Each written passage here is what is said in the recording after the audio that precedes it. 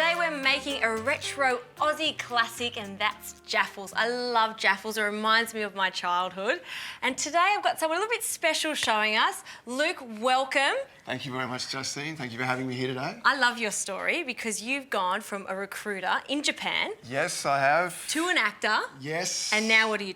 Now I have a Jaffle truck that we make gourmet Jaffles with. And I think that's awesome. There's obviously a market there. We all love them. I mean, I used to come back from high school and every single afternoon at 4 o'clock, I would make myself a Jaffle. Absolutely. I think it's an Australian tradition. I think all of us grew up and had a Jaffle at some stage in our lives, whether it be before school, after school, something we could put together and make ourselves. So what we've done is we've brought that old classic concept back and we've just spruced it up with a few new flavours. And made it trendy. Yeah, exactly, made it trendy.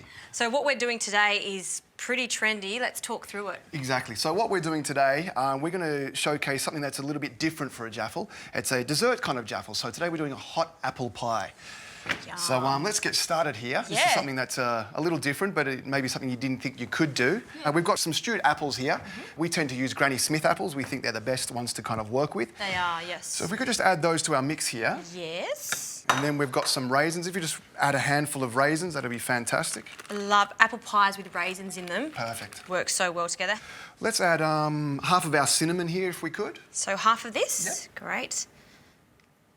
Fantastic. Okay, after our cinnamon, if we could just add a little bit of a dollop of maple syrup to our mix there, and that'll bring it all together nicely.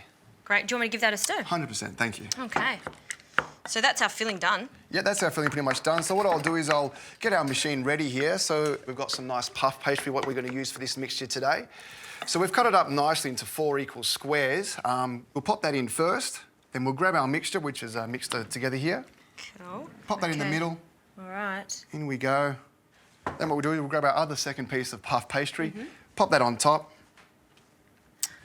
and then we bung it in and away we go. So I guess when it sort of presses it, the mixture will obviously spread out a little bit and make it perfect. If you had it all around, that's what happens. You know, with the cheese would like goo out from the sides. Yeah, exactly right. All right, well, let's make another one. Sure. And how long does it take to cook? Because usually puff pastry in the oven takes 20 minutes, It's maybe something, longer. we find it takes about 4 minutes. That's it? Yeah, about 4 minutes, done. Light comes on and you're good to go. Great, all right. I'm looking forward to seeing these. Let's make this last one.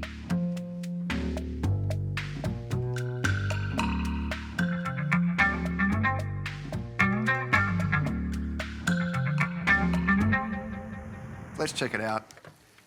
Fantastic. Wow. Looks good to me. That is too easy, really. You know what? I reckon it's almost as easy as pie there, Justine. Oh, you practiced saying that. I knew you were going to say that. I did, I know. That's a good one, Got to have a bit of fun though, don't we? I do like that. Let's get And so these. it cuts itself, so that's good. Yeah, so the beautiful thing about the machine is that gives them a good crisp cut through the middle, which makes it easiest for us to eat. Look at that. There you go. So a little bit of... Yeah, if we get a bit of ice and sugar, give that a little dusting over the top.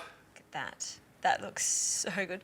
And ice cream, apple pie and ice cream. Yep. And especially when it's piping hot like that. Helps cool it down. We find that vanilla bean ice cream goes really well with the apple pie. And it, you know, lets you get into it a bit earlier. You can cool it down a little bit with the ice cream. All right. How is it? It's terribly good. It really is. And puff pastry, would not have believed you if I didn't see it with my own eyes. It works in a Jaffle Maker. Absolutely, absolutely. And like Justine's using a little spoon here, but you know, the beautiful thing about the Jaffle Maker we have here is it seals the edges, so it's easy enough just to pick up with your hand, doesn't drip anywhere, dip it in your sauce or your, in this case, your ice cream, and Bob's your uncle, you're good to go. Very good. Luke, thank you very much for giving me that idea. No worries at all.